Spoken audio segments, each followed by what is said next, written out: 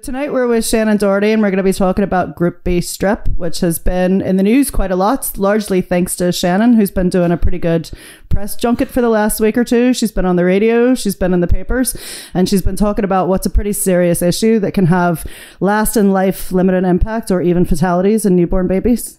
Hi Shannon, how's things? Welcome to the bunker and Solidarity Not Charity podcast. You got in touch with me a couple of weeks ago now. It's regarding your youngest son, Rian, who was affected by Group B Strep.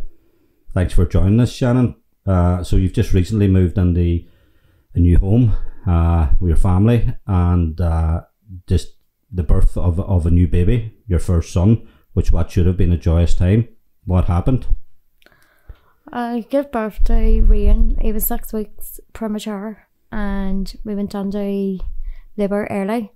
And when I gave birth to him, I was Group B Strep, which I was aware I was because earlier in Rian's pregnancy, they swabbed me, but I only got swabbed because they thought I was having a miscarriage or an ectopic pregnancy, and I was having a lot of discharge, so they decided they would swab me. And for the swab, I actually had a kidney infection, and it came back positive for Group B Strep.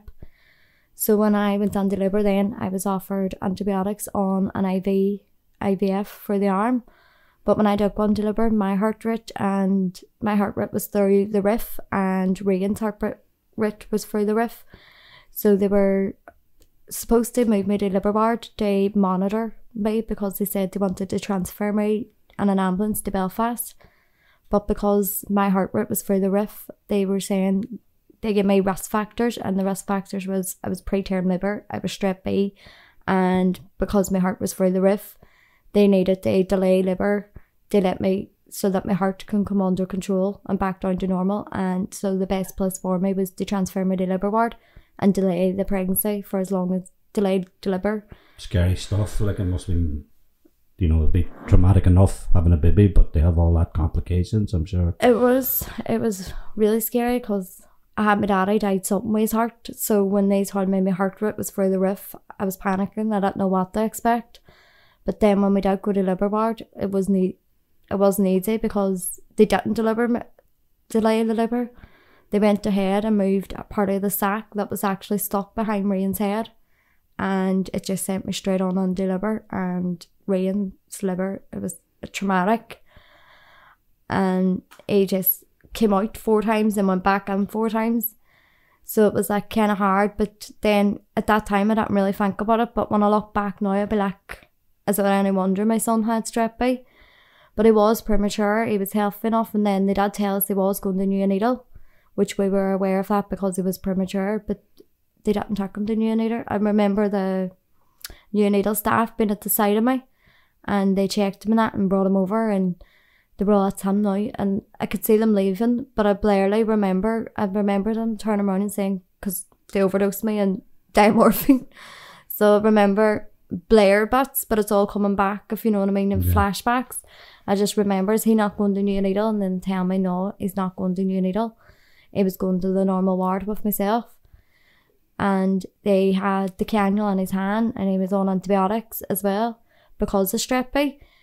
And he was on the antibiotics. He had to stay in the hospital for 36 hours. And I thought it was a wee bit too soon to let him out of hospital, given he was 6 weeks premature. And I never had a baby that premature before. And they kept him on antibiotics. They came back and they were telling me, right, we can go home.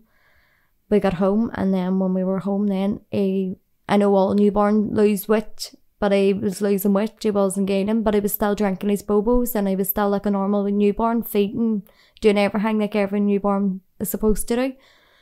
And it was day 3, he lost weight, and then the midwives came back out. We had to go back down to Chantal Health Centre to see the midwife on day 5, where he lost weight again, but he was still feeding. He was feeding every 2 hours, 2 ounces every 3 hours, because he was so premature, he was only allowed to 2 ounces. And could you sense that there was something wrong going on at this point, or did you think it was just because he was so premature? Were there any red flags that you were thinking something's not right? There was.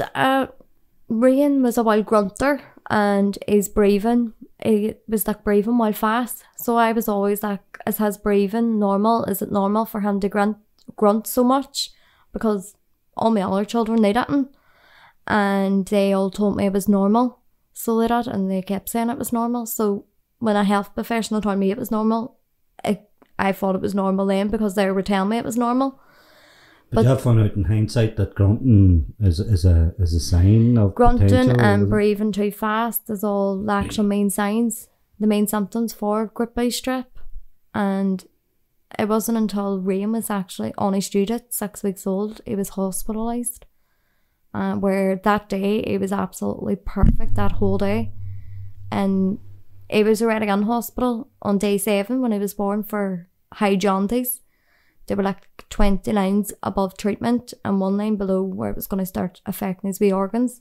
So what did he eventually get hospitalised for? What was the... Double phototherapy of jaundice when he was a week old, which that's another one of the main signs of Strep B is severe jaundice levels. And he got out home again. He was in for a couple of days, he got back out home again, and it wasn't until he was 6 weeks old on his actual due date. That whole day was absolutely perfect. That night, it came to about 11 o'clock at night, and it was now up to 3 ounces, drinking 3 ounces every 3 hours, and it took him like an hour and a half to 2 hours to drink even 2 ounces of bobo. And then it was normal in colour that whole day, and I could see like the yellow on him, and I was like, no, there's something wrong with him. So my first thought was to ring out ours, and we had to they told us to ring an ambulance, and when the ambulance came, they took 1 look at Ryan and they put us straight in an ambulance, no questions asked.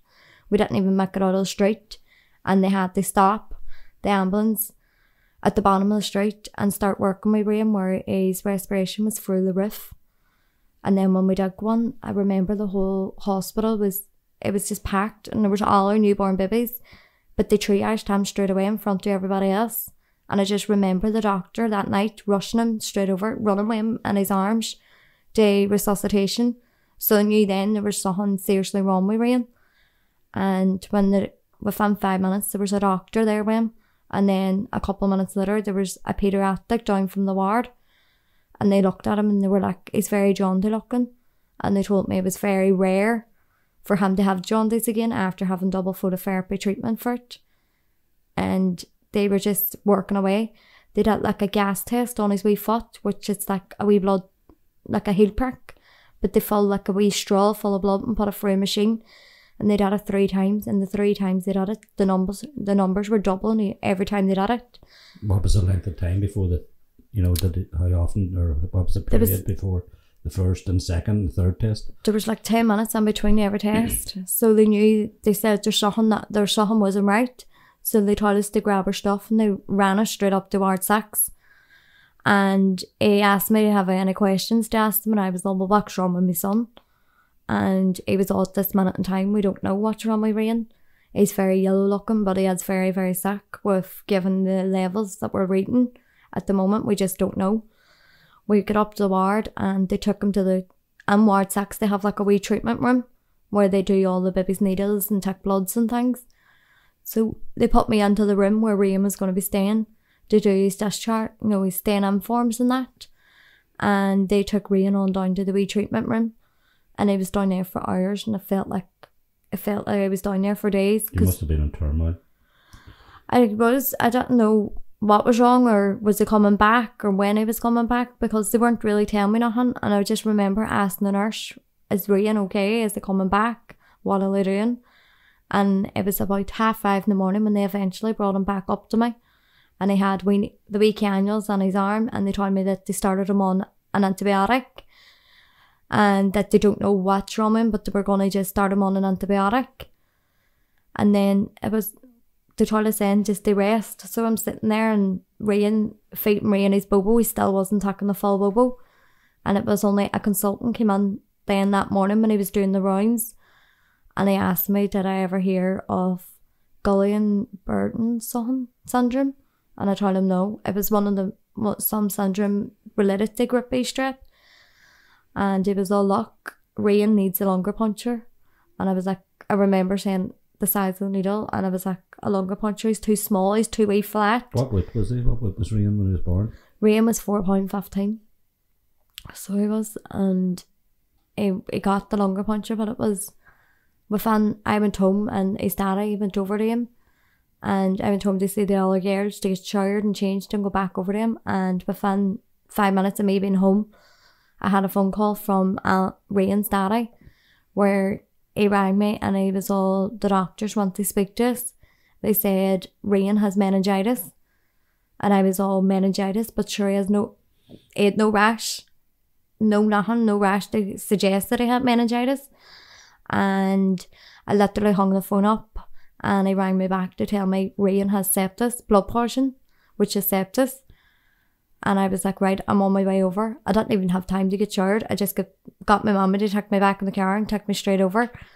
And it was day 3, his longer puncher came back that he had Group B Strep, which was the cause of him having meningitis and sepsis. So we had to stay on. And I remember feeding him on my knee, and the rage of the ward came up and was all, he looks a wee bit brighter now, considering what he was a few hours ago. He was all, when Rian had his longer puncher, we thought we lost him. We thought he was dead. That must have been terrible to hear, you know. It was. Dundee, that how close your newborn child was to not being here. It was. He sat us down, and I remember asking him, well, what's wrong with my son, and how are we, is it going to work, treatment's going to work, what's going to happen? And he told me we're putting him on this antibiotic for 14 days. He was all, but given that he's been on antibiotic for 3 days now since he's been on already, until we found out what was wrong with him, that 3 days made the biggest difference to Rian. Because if they didn't start him in the day he went in, it could have been a different outcome today. They said that 3 days made the biggest difference. Rian could have been dead and all. They told us, and they told us it's either the matter of Rian responding to the antibiotic, he either responds to it or he doesn't. So like, you're sitting and you're watching your son have a needle on him, and when he was, that the needles they were putting in, they were to last him for like 5 days to 7 days, and then the last one then they put on was to last him to 14 days. But given how sick Rian was, his veins and everything were starting to shut down and fade, that the needles were only lasting him a day. So he's like a pincushion everywhere to him. And they shaved the side of his wee head to try and get a needle in there, only they couldn't get the vein on it. How long from he went in that time until he started to come round and be able to go home and all? He went done on the 3rd of July, and I didn't get home to... It wasn't until day 9 he started responding to the antibiotics. The levels were starting to come down. But I believe it was because my auntie brought like a wee holy relic over with him from Father Jared, and we put that in the bed beside him, and it stayed that night, the whole night with him. And it was only then that the levels all started to come down, because they did a blood test earlier that day before the wee relic, and they weren't coming down at all then. So I believe like that kind of helped them a wee bit. But the levels started coming down. It was only day 9, day 10, the levels were starting to come down to a bit normal, but they were still very high for a newborn. How's he doing now? What age is he, and what size is he, and is there any lasting impact, or you don't know yet? We don't know yet. They told us that it all depends on his wee milestones, and every milestone that he reaches will determine if there's been any damage done to the brain. But at the moment, he's floppy head, so he's now 5 months old, so he should be able to have the head control, which he doesn't.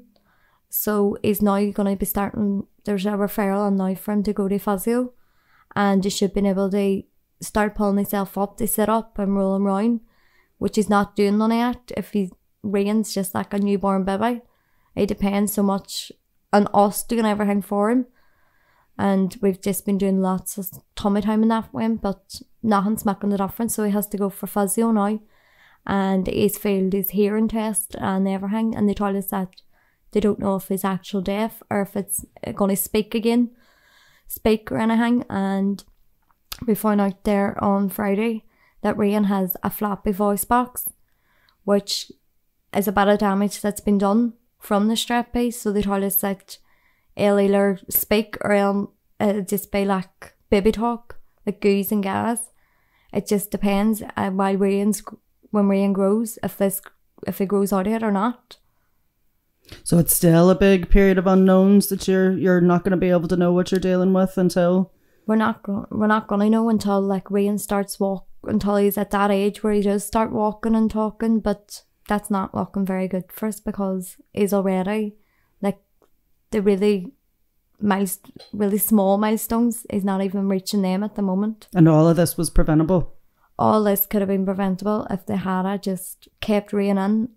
Instead of doing 36 hours antibiotics, kept it for 14 days antibiotics and just kept him in a neonatal, put him into neonatal where he was supposed to go at the start. So it's all preventable in your eyes, excuse me, because you had Strep B from a previous pregnancy, yes. Your Strep B, and the nature of the birth, the length of time for Rian to be born and that, them's all added, concerns that Rian could have Strep B, and the lack of screening is a huge issue for yes. you, and you like a woman possessed now. You've taken up that mantle, and you've been in all the papers, and you've been on the radio, and so you're going at them. What is the issue regarding screening? It's not mandatory here in Northern Ireland or UK. So, but in other countries like Germany and Spain and all, it is mandatory. So like my fight now is I would like to try and be a voice for other mummies and try and make it mandatory. You talk about our mummies, like I when we put this out on the Facebook page, the comments, there was an awful lot of comments, and even when I was talking to people the day during my course of me when I'm out and about and that, and telling people what I was doing, everybody had a story to tell. There was at least 3 stories told of somebody connected to them. Yeah. that Strep B took their life, or somebody else would say my wee sister had it and that. So I've never heard of it until you contacted me, and I've read the articles and listened to you on the radio. It seems to be very, very prevalent. There seems to be a lot of, it seems to be a big issue. It is a big issue. Like, people have reached out to me, and like people have really asked me questions about it. And when you're talking about the Facebook, when you read all them comments and read their stories, and they're all similar to what Rian's story is, the symptoms are there. And the fact that health visitors and midwives are saying that they're grunting and they're losing weight, and then they're breathing too fast, is all normal. The fact that you had it, you're a carrier of I was a carrier, yeah. There's a stigma, there's perception about Strep B, but that it's, and I've heard on the radio and professionals on that it's not an STD or an STI, but there is that stigma out there, and that needs to be dispelled because it couldn't be further from the truth. A lot of people have asked me, what is Strep B? Is it an STD or is it an STI? It's not. It really isn't. Men carry it, women carry it. It's not life or death to us, but it is for a newborn baby. Yeah. And do you think that the lack of screening could be down to a matter of cost, or is there other issues why they don't? During their campaign, or talking to people, or talking to other sort of victims of Strep B or mothers who've had children, what are they saying about the screening or the lack of screening? Because there is a perception, and I could be wrong here. Years ago when you had a baby, you were in for a number of days. Yeah. Now that you're almost conveyor belt, and I don't know if that's because of modern technology and that, or if it's cost saving, where they seem to. I think it's down to cost saving. And do you think that's the case with I think it is with the lack of screening too as well. But it sounds counterintuitive. It sounds like they could have saved a whole lot of money by screening up front rather than having to put it into treatment for something that was preventable later on. Yeah. It is. There's a lot of money now. Like the likes of Rian, he was on antibiotics for 36 hours. That cost money when he was first in. And then when he went on then in July when he was on antibiotics there 14 days. So that's another cost of money. And then had to have a different needle every day and a half. That's more money. And then it was a hearing test the day after I got out. And now all these follow-up appointments and whatever tests all these it needs. specialists and that, and There's so this more could have been money. prevented. There's more money being wasted now on Rain's care than what it is to actually make it mandatory. Is it a case that you could, if you maybe some mothers aren't aware, but could you have requested the screening? Could you have, I'm not appropriate any blame or what, but is it a case that should mothers request, I want to be screened, or you can request, but they don't do it. You can pay to get it done. People has went private to get it done. I've seen somebody commenting on the Facebook page that they went private and got screened, but is say that the amount of money that you would save, and and it's not about saving money, it's about saving lives. It's about what should have been a joyous time for you, your first son. Yep. You should have been having an experience, but I'm sure too that going through that had to be traumatic, and it'll take an effect. It wouldn't be human if it didn't have an effect on you. Sounds like and it the still children. is when you're still in the unknown situation where you're not certain of what lifelong complications. Ryan was this wee tiny baby when I went down to hospital, and I came out this big baby. It was like all them newborn stages that we should have been enjoying was this ripped from us completely. So there was, it affected us, but it affected my other children too as well. Because Ryan spent most of their summer holidays, most of the summer in hospital, where they couldn't have a summer holiday, they couldn't go on holidays. And then when Ryan did come out, I'm like, no, your friends can't come into the house. Yeah, you're because protective, you're overprotective. Overprotective with and Ryan now. They were getting a baby brother. And they were 4 big sisters, and then when Ryan was on for 3.5 weeks. So they weren't allowed in to see them, so they didn't see their wee brother in 3.5 weeks. So it was a big impact, and now Ryan's out home, they're well overprotective of him, and they just keep thinking when Ryan has to go to doctors for his general needles, they just keep thinking their wee brother's not coming home because they keep thinking now he's going back into hospital. Children sense. Children will look at their parents and they'll see their parents anxious or concerned, and that will have an effect on them too. They can pick up on that. So where now? What are you doing, or where are you going? What do you hope to be? I hope to at least make somebody listen and raise a lot of awareness on Group B Strep, because there's not enough awareness out there. Even when you're pregnant, and if you do get a test come back positive, all it is a yellow sticker stuck in your file. They don't talk much about it to you. They don't tell you much about it. But they do hand you a leaflet, and it's like, when you read the leaflet in bold writing, it's like your baby could die. So there's not much from health professionals advice. So what should an expectant mother do if she gets a positive Group B Strep test? Just make sure she has antibiotics when she's on liver, and just be really, when her baby is born, just make sure she's straight on to them, and make sure, just ask for the antibiotics. So if they have those signs, the grunting and the laboured breathing and not gaining weight and jaundice, high jaundice, just make sure and keep an eye on it, and don't hesitate. Just go with your instincts, your gut instincts, and go to the hospital. It might sound stupid to you, but in the long run, it can save your baby's life. But there's people contacted you too from right throughout the country and from different countries, isn't that? When they read your stuff, they've been in touch, they share their experiences too. And when I'm reading they're telling me their stories, and when I'm reading theirs, it's their stories is the exact same as my son's stories. It's all the same symptoms, and a lot of them weans have went on now and had a lot of complications and learning disabilities and different things. And it's the more people coming forward, the better chance that people are going to listen to us and make it mandatory. So I think you're having a fundraiser, are you? Yes. What's it for, and when's it happening, and how can we get people to connect with you? It's called Mickey Doherty hosts Baby Rain's Big Bingo Night. It's in the Maldron Hotel on the 6th of October. That's a Friday? It's a Friday, yeah. Right. The doors are going to open at 7, but the bingo doesn't start till 8. We have live entertainment after it. And proceeds are going to Ward 6, so you Yeah, all donations are going towards Ward 6. They were great and all of this. They were fantastic for Rian. Right to this day, even when I'm in Tesco's and I meet one of his doctors, they're straight over with him. Like, they don't forget him.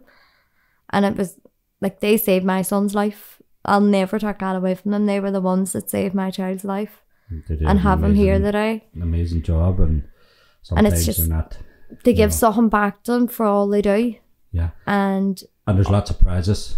There is a lot of prizes. A lot of people have donated, local businesses and that. So it's the 6th of October. Yeah. Friday, Mickey Doherty, Baby Rian's big bingo night. So if we go, we have to play bingo. Yes. It's a bit of crack. And yes, and then we have pitch a point for an optic bottle of vodka and Jameson's. That's me there. And then we've the hotel alone, like they donated the whole hotel room to us. The Maldron's very good like that. Yeah, and Shree, she's amazing, like the events woman on there. Has the room on, you don't have to leave the room to 10 to 1. So we have provided live entertainment with live singers and everything from the city for the night. He'll do a good job, I would say. Yeah. He was up in Craig Community Collective at Christmas. He caroled. But look, thank you for coming on, and I have no doubt that because of you have done an awful lot of awareness. You've made an awful lot of people aware. I've been having countless conversations with people over at least the last week, and I never realised that it was such a huge issue, you know. See, I didn't, from my last pregnancy, my last week or 3 years ago, they have a rain now. I didn't think nothing of it. It's until you actually have, it's hatchy. Yeah. It's until you have a wean affected, you don't know. So maybe that's important for expectant mothers to know as well. Just because they've had a positive Group B Strep test previously doesn't mean this one's gonna. Yeah.